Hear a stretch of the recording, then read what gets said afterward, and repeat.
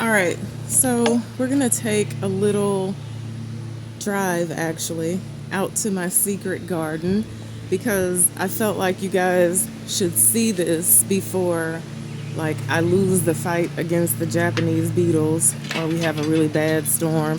So we're gonna take the Bentley out there, and if you don't know what the Bentley is, this is the Bentley. We're gonna drive her out to the secret garden. So bear with me with the shakiness, please. Y'all know I stink at this.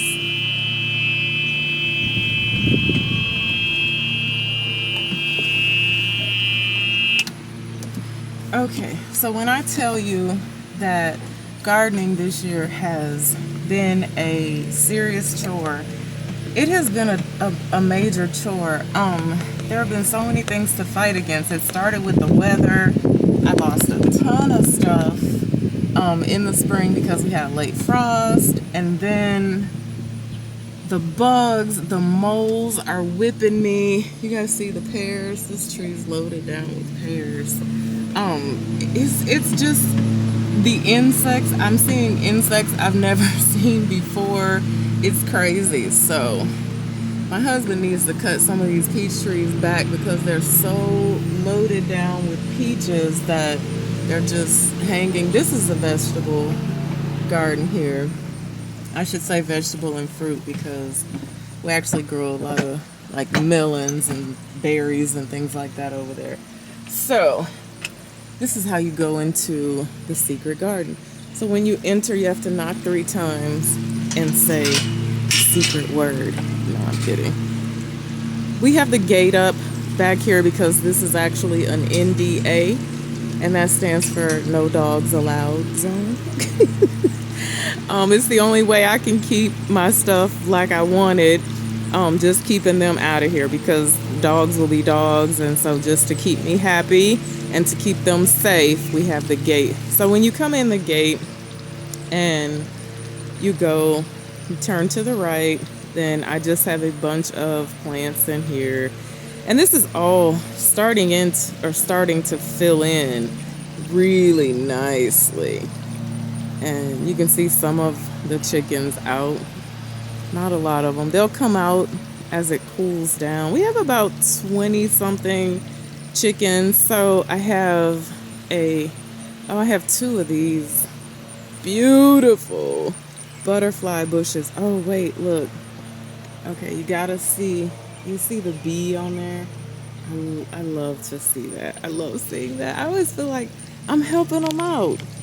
I don't know if I am or not, but I feel like that. So all these cannas, they'll all fill in. The moles had a field day over here at the beginning of the season, and I have some mole deterrent sprinkled down over here. I have this vibrating thing that goes off every 30 seconds now, so that seems to be keeping them out of this area, but of course they have moved to a totally different area.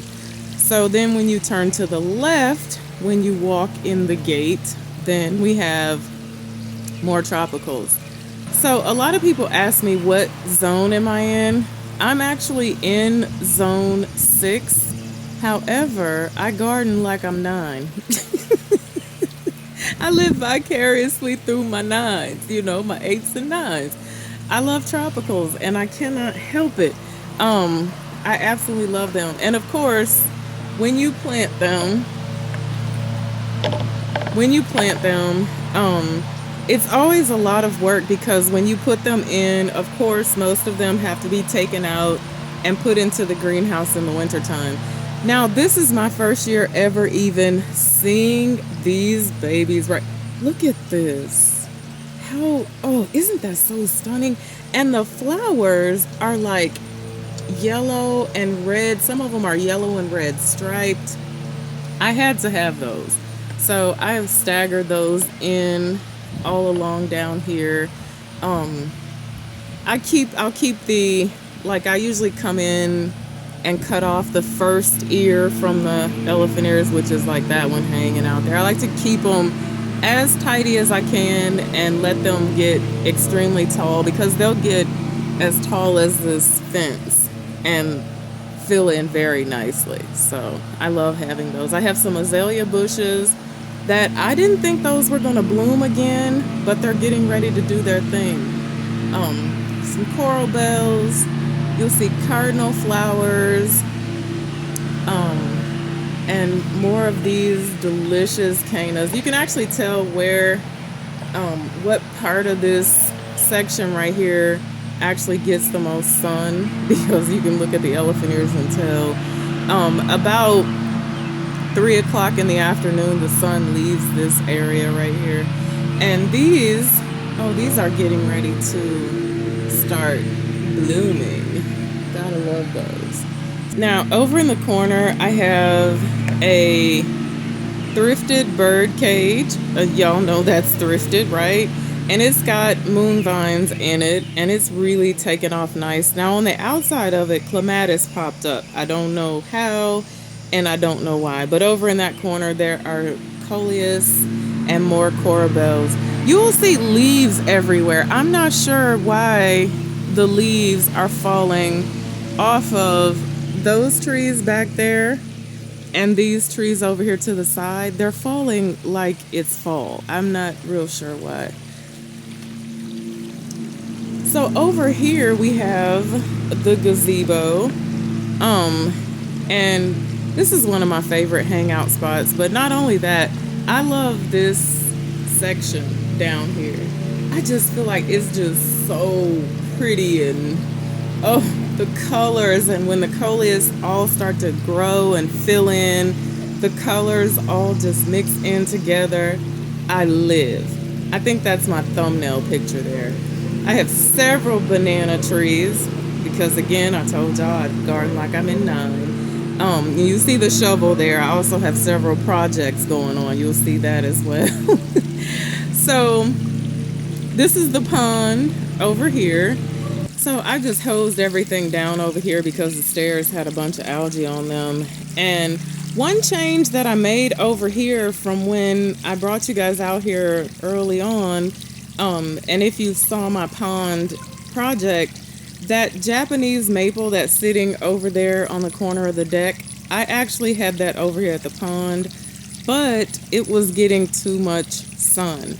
And I don't know if I mentioned it before, but that Japanese maple is the most expensive plant I have ever bought. It was $250. And I didn't want to lose it. I didn't want it to burn up. So I moved that, and I'm not sure where its home is going to be, but I know it's not going to be right there, so fear not.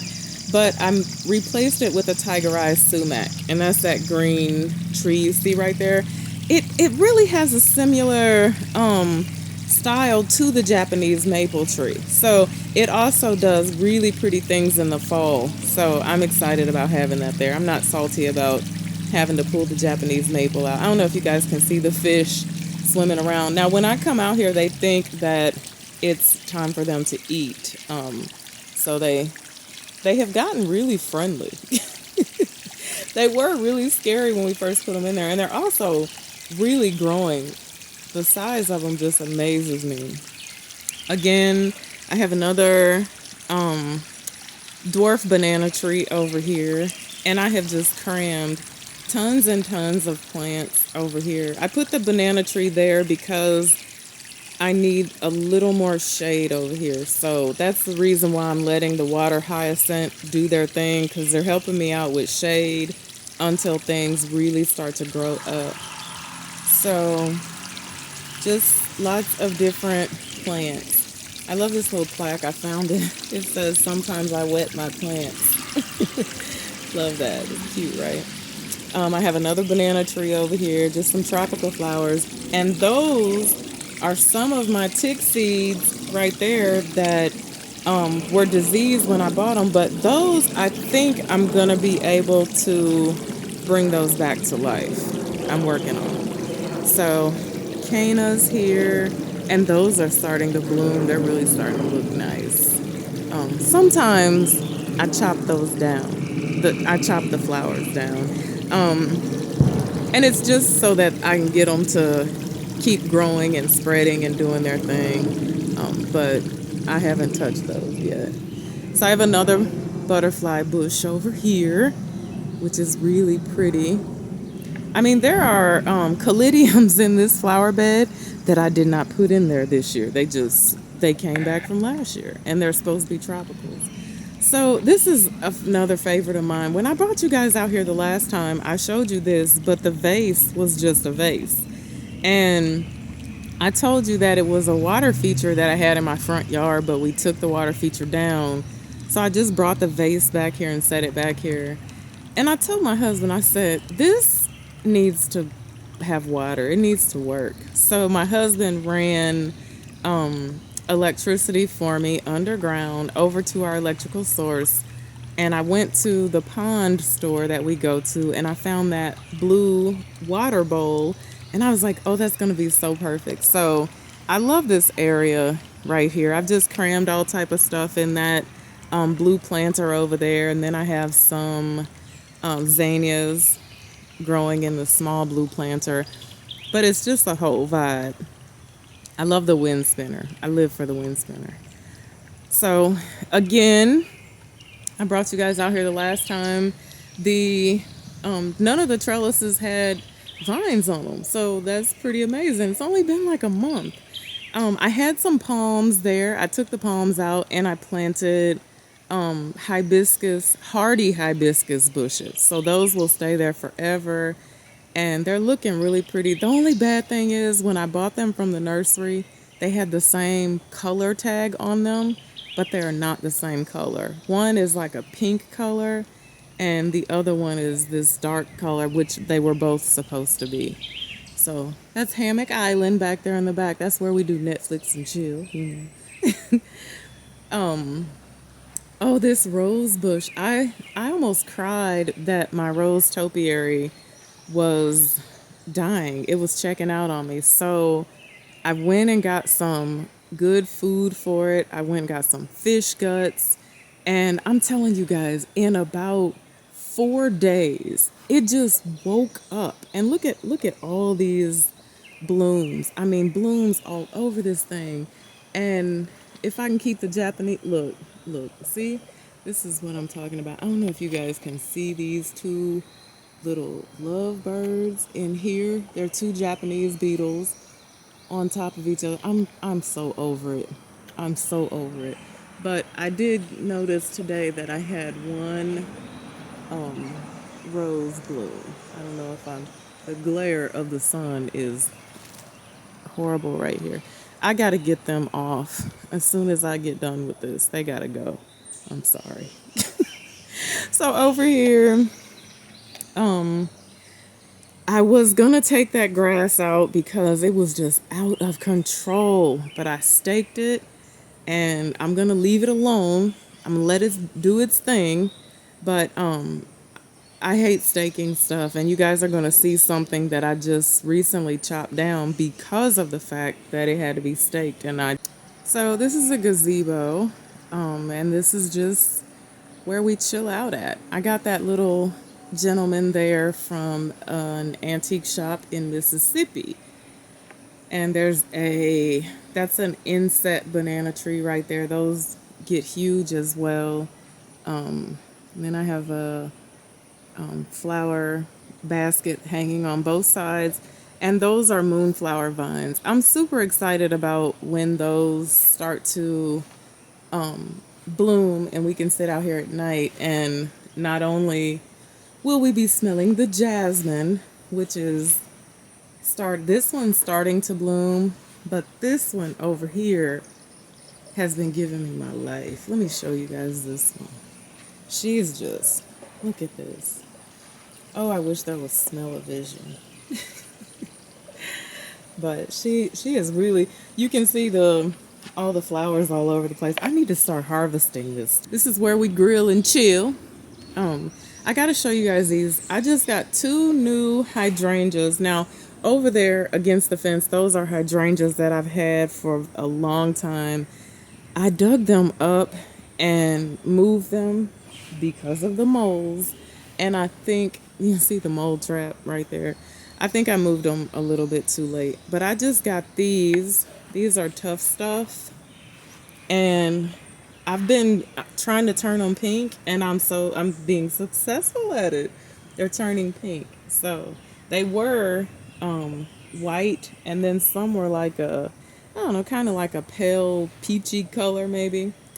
But now they're starting to turn pink. And get a eye full of these, will you? Oh, how gorgeous! I just love looking at those. They're so pretty, right? All right, so now what did I miss? Did I miss anything? There's there's so much to see out here.